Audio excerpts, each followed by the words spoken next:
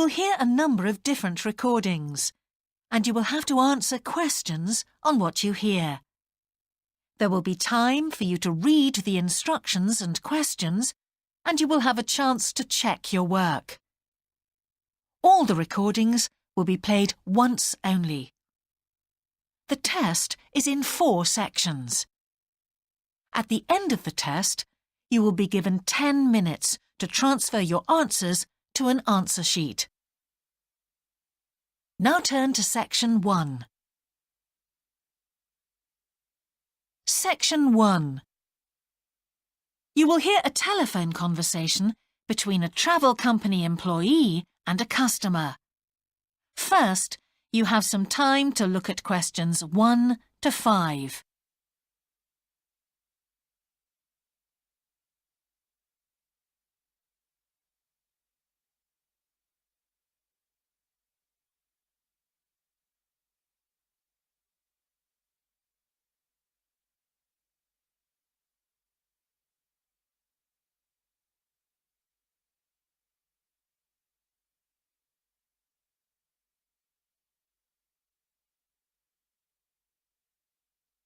You will see that there is an example that has been done for you.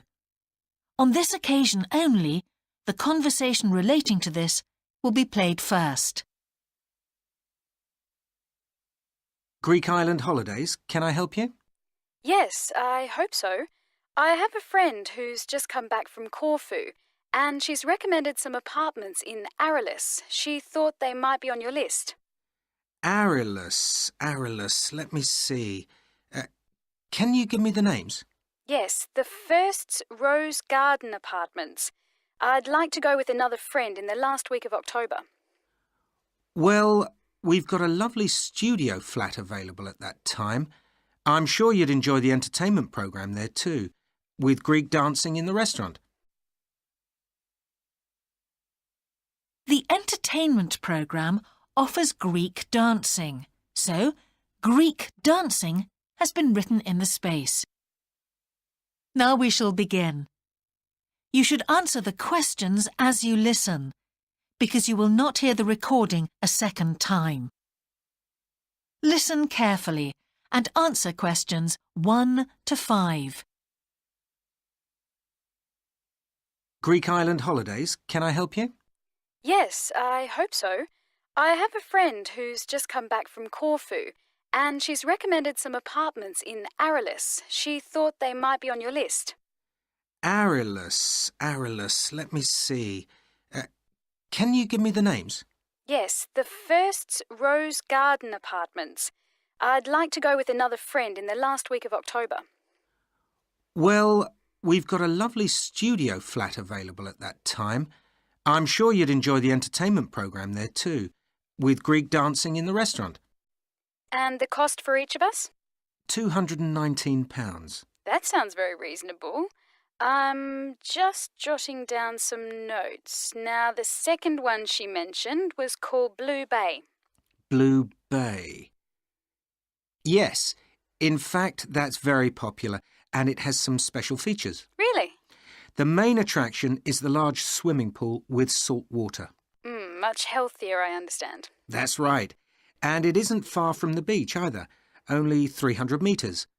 And only around half a kilometre to some shops, so you don't have to be too energetic. Is it much more expensive than the first one? Let me just check. I think at the time you want to go, it's around £260. No, £275 to be exact. Right, I've got that.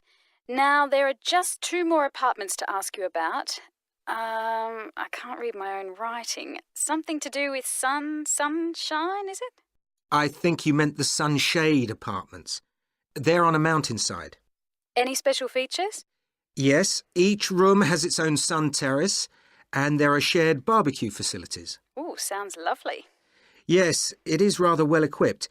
It also provides water sports. It has its own beach. There are facilities for water skiing. Any kite surfing? My friend's quite keen. Not at the hotel, but I'm sure you'll find some in Arelis. There's also satellite TV in the apartments. And how much is that one? £490 with 2 sharing. You mean £245 each? I'm afraid not. Each person has to pay that amount and there must be at least 2 in an apartment. Oh, I don't think that would be within our budget, unfortunately. And the last one sounds a bit expensive too. The Grand? Actually, it's quite reasonable. It's an older style house with Greek paintings in every room and a balcony outside. Sounds nice. What are the views like? Well, there are forests all round and they hide a supermarket just down the road, so that's very useful for all your shopping needs. There's a disco in the area too. And the price? £319 at that time, but if you leave it till November, it goes down by 40%. Too late, I'm afraid. Well, why don't I send you a brochure with full details, Miss... Nash. But don't worry about that. I'm coming to Upminster soon, and I'll call and get one. I just wanted to get an idea first. Well, that's fine. We've got plenty here when you come. Before you hear the rest of the conversation, you have some time to look at questions 6 to 10.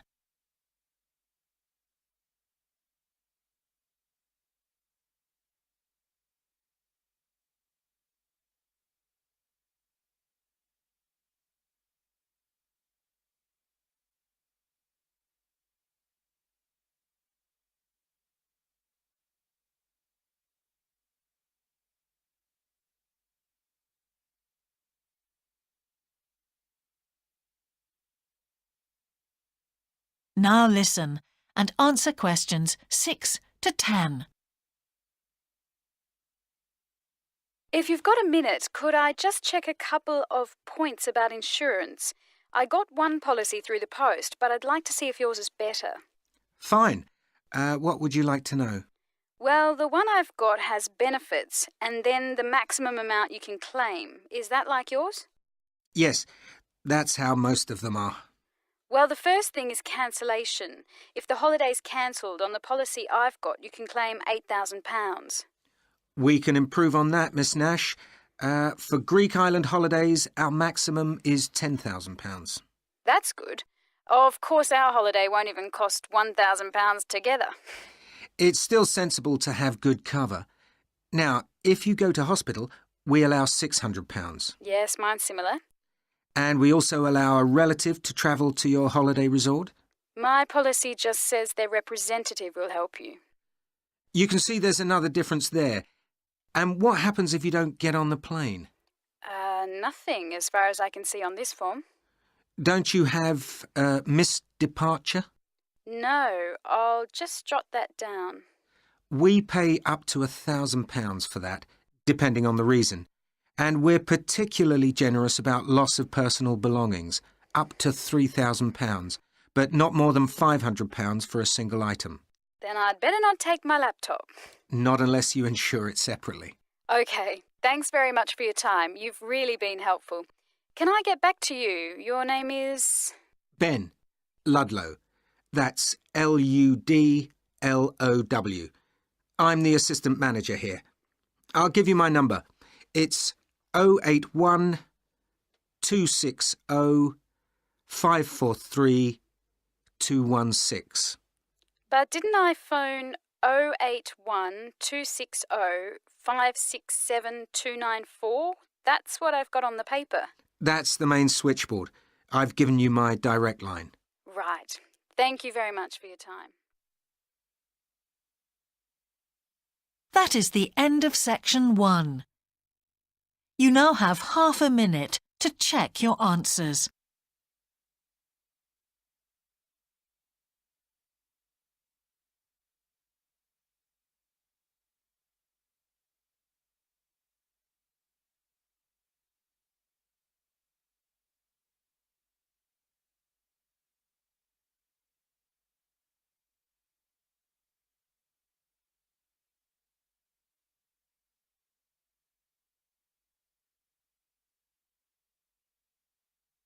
Now turn to section 2. Section 2. You will hear a talk on local radio about a children's theme park. First, You have some time to look at questions 11 to 13.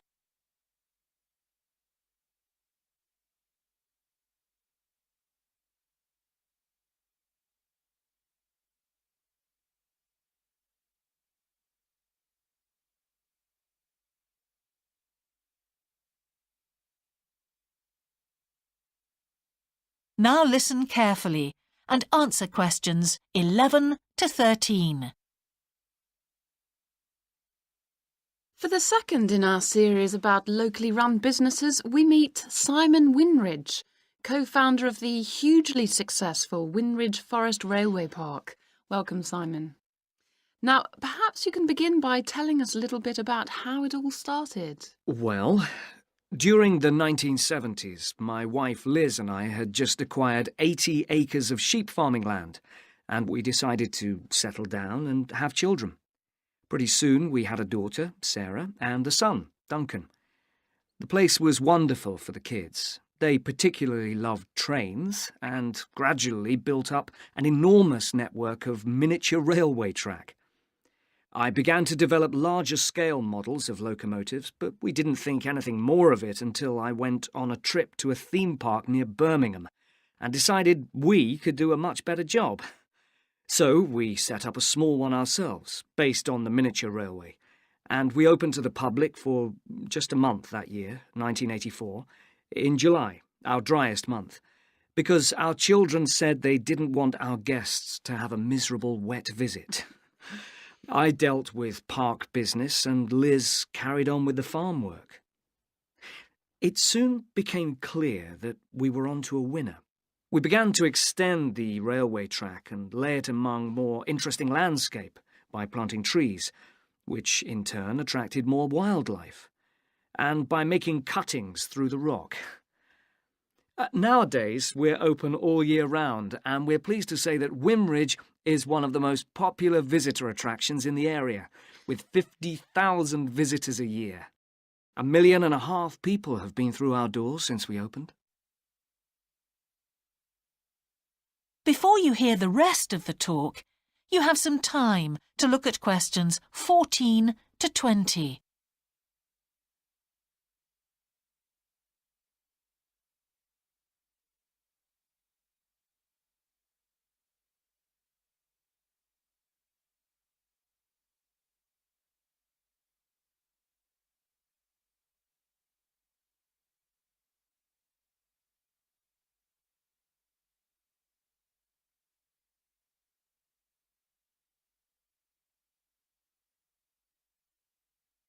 Now listen and answer questions 14 to 20. All these visitors mean we have had to expand our operation, and it's now a truly family concern. I'm near to retirement age, so I only concern myself with looking after the mechanical side of things, keeping the trains going. Liz now devotes all her energies to recruiting and supporting the large squadron of workers, which keep the place running smoothly. We're really pleased that, after some years away teaching, Sarah has now returned to the park and makes sure the visitors are kept fed and watered, which keeps her pretty busy, as you can imagine. Our son Duncan has been a stalwart of the park for the last 10 years, taking over from me in the area of construction. And I'll say a little bit more about that in a moment. And his new wife, Judith, has also joined the team in charge of retail. That's becoming a tremendous growth area for us. A lot of people want to buy souvenirs. Mm-hmm. So have you finished your development of the site for the moment? Not at all. We're constantly looking for ways to offer more to our visitors. The railway remains the central feature, and there's now 1.2 kilometres of the line laid, but we'd like to lay more. Because of the geology of the area, our greatest problem is digging tunnels, but we're gradually overcoming that. We're also very pleased with a new installation of the go-kart arena, which is 120 square metres in area. Again, the problem is the geology. We had to level the mounds on the track for safety reasons. We wanted to enable 5 to 12-year-olds to use the go-karts. And the main attraction here is the Formula One kart. We've known fights to break out over who gets it. And then, finally, to our most recent development, which is the landscape swimming pool. That is the end of section 2. You now have half a minute to check your answers.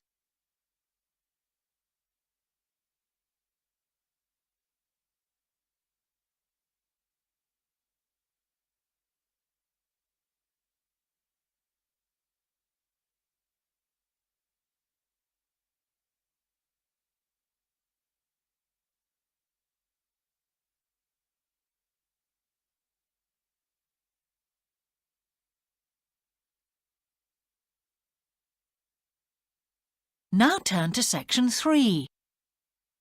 Section 3. You will hear a geography student called Caroline discussing her dissertation with her tutor. First, you have some time to look at questions 21 to 23.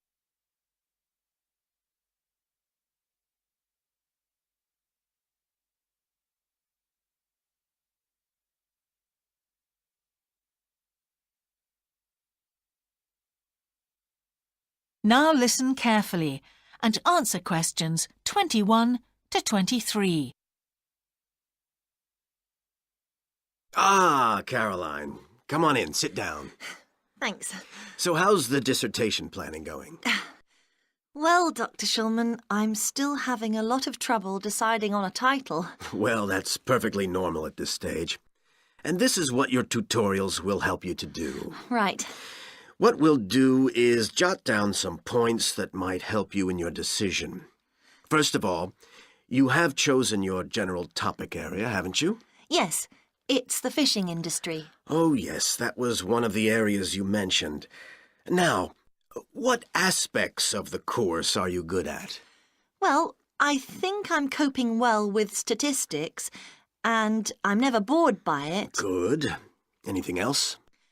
Well, I found computer modelling fascinating. I have no problem following what's being taught, whereas quite a few of my classmates find it difficult. Well, that's very good.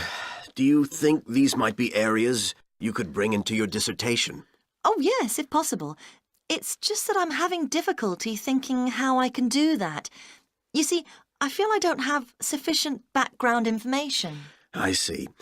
Well, do you take notes? I'm very weak at note-taking.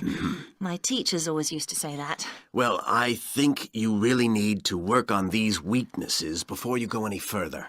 What do you suggest?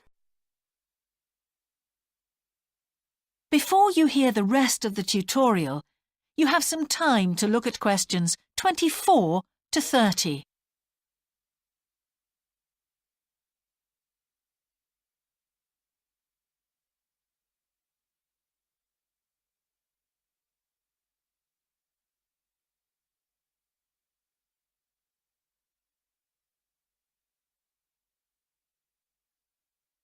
Now listen and answer questions 24 to 30. Well, I can go through the possible strategies with you and let you decide where to go from there. OK, thanks. Well, some people find it helpful to organize peer group discussions. You know, each week a different person studies a different topic and shares it with the group. Oh, right. It really helps build confidence. Yeah. You know, having to present something to others. I can see that. The drawback is that everyone in the group seems to share the same ideas. They keep being repeated in all the dissertations. OK. You could also try a service called Student Support. It's designed to give you a structured program over a number of weeks to develop your skills. Sounds good. Yes. Unfortunately, there are only a few places. Ah. But it's worth looking into. Yes, of course. I know I've got to work on my study skills. And then there are several study skills books you can consult. Right. They'll be a good source of reference. But the problem is, they are sometimes too general. Yes, that's what I've found.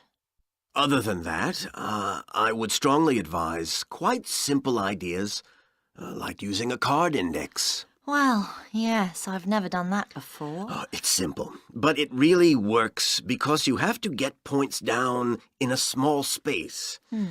Another thing I always advise is don't just take your notes and forget about them. Read everything 3 times. That'll really fix them in your mind. Yes. I can see it'd take discipline, but... Well, if you establish good study skills at this stage, they'll be with you all your life. Oh, yes, I completely agree. It's just that I don't seem to be able to discipline myself. I need to talk things over. We'll be continuing these tutorials, of course. Let's arrange next month's now. Let's see. I can see you virtually any time during the week starting the 22nd of January. What about the 24th? I'm free in the afternoon. Sorry, I'm booked then. What about the following day? The Thursday? Yeah? I can make the morning. Fine. We'll go for the 25th then. That's great. Thanks. That is the end of section 3. You now have half a minute to check your answers.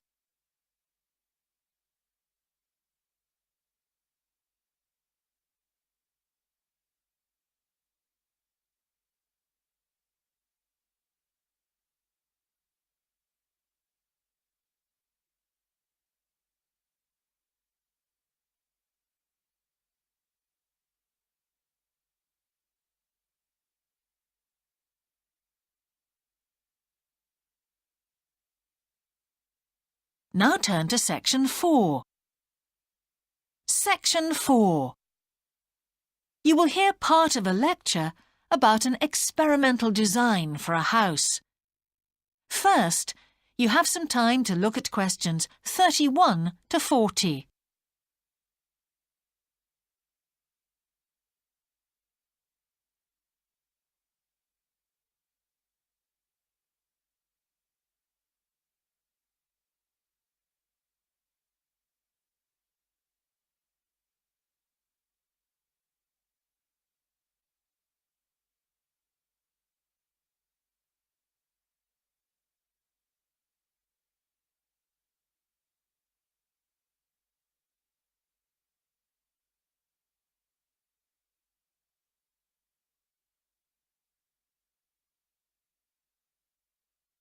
Now listen carefully and answer questions 31 to 40.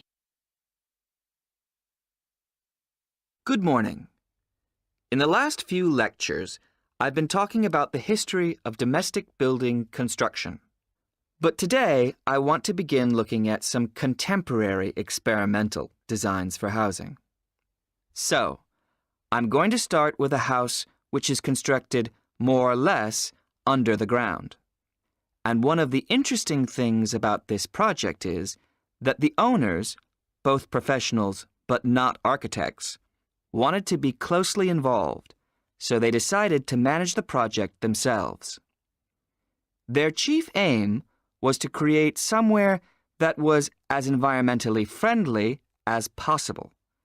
But at the same time, they wanted to live somewhere peaceful. They'd both grown up in a rural area and disliked urban life. So the first thing they did was to look for a site, and they found a disused stone quarry in a beautiful area. The price was relatively low, and they liked the idea of recycling the land, as it were. As it was, the quarry was an ugly blot on the landscape, and it wasn't productive any longer either. They consulted various architects and looked at a number of designs before finally deciding on one. As I've said, it was a design for a sort of underground house, and it was built into the earth itself, with 2 stories. The north, east, and west sides were set in the earth, and only the sloping south-facing side was exposed to the light. That was made of a double layer of very strong glass. There were also photovoltaic tiles fixed to the top and bottom of this sloping wall. These are tiles that are designed to store energy from the sun. And the walls had a layer of foam around them too to increase the insulation.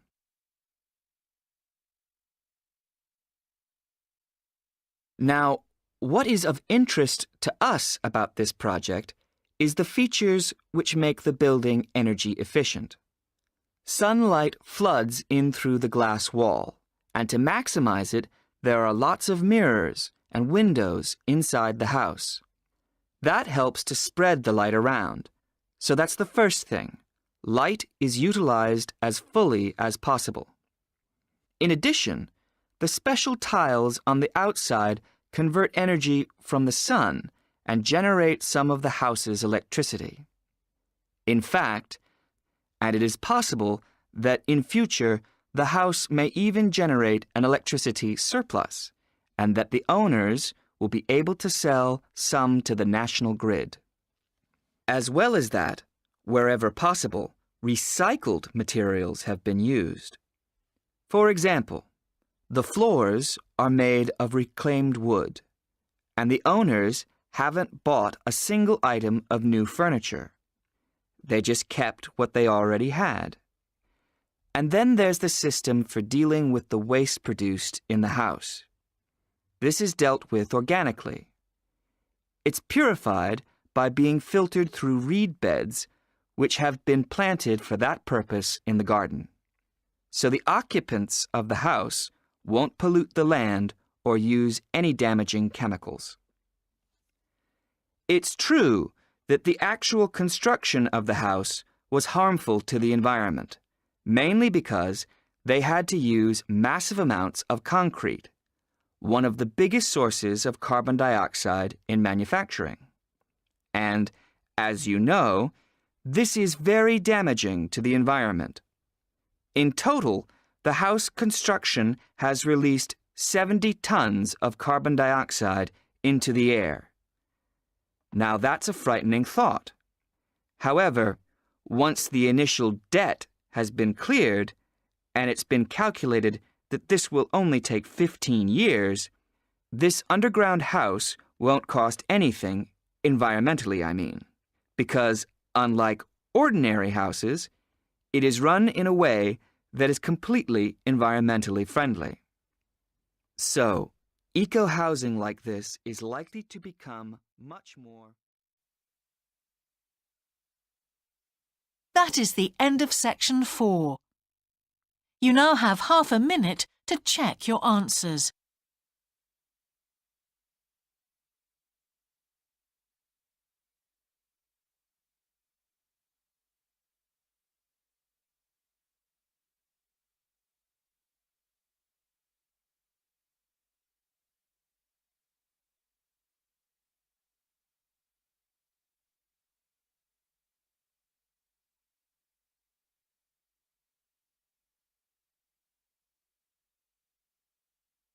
That is the end of the listening test.